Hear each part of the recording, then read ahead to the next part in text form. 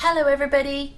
Are you a parent of a child who is a struggling reader, and are you working with your child to help get them back up to where they should be with their reading, or are you working with a tutor to support their reading? If yes, then there's something really important that you need to know whilst you're working to get your child back to where they should be with their reading. So let's delve into it in the truth about delayed reading.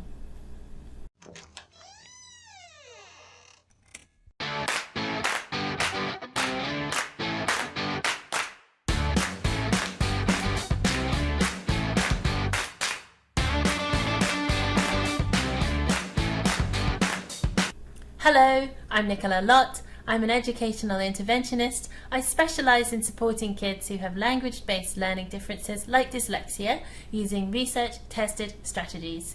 You can find me at notyourlearning.com. So, catching up readers.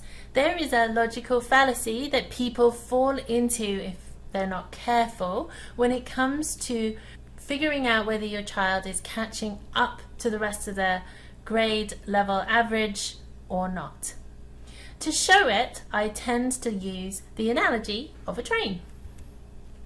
So in kindergarten, we get the kids all on the platform. They're all ready to get on the train. We get them all lined up and waiting and ready so that in grade 1, they can then get on the train. And in fact, the train does leave the station in grade 1. But it's going pretty slowly. And some kids are still leaving the station at the beginning of grade 2. But that train is going pretty slowly and it is accelerating.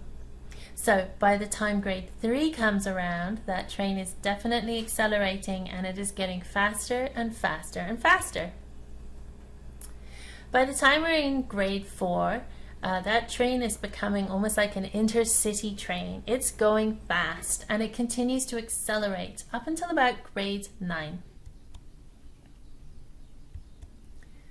At grade 9, kids or people start to get off the train. It's possible to live your entire life with a grade 9 reading level and be just fine.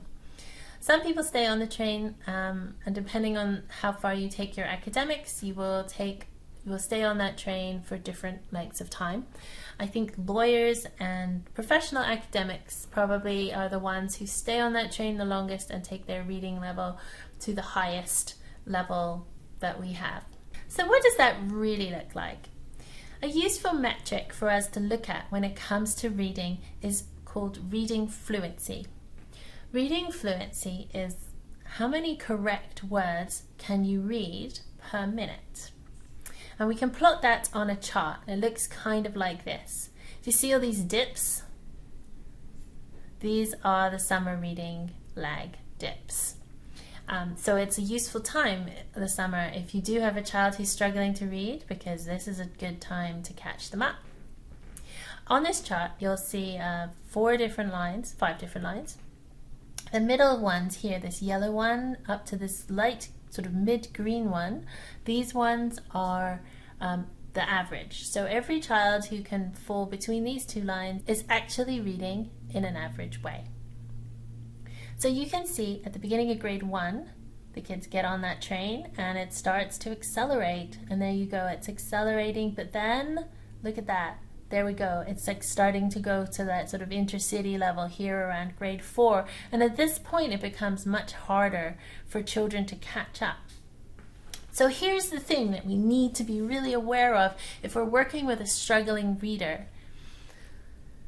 We need to look at how much they are improving, because children will typically improve if we work with them. But what we need to know is, what is their graph looking like? Are they improving kind of like this? Because if they are, they're not going to intersect the norm.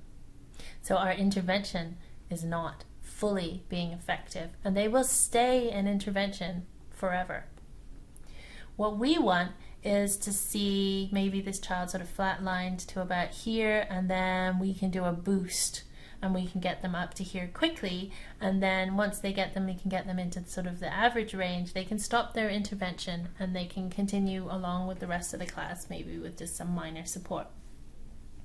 So it's really important to do baseline tracking when you're working with a child who needs extra support because they're behind in their reading.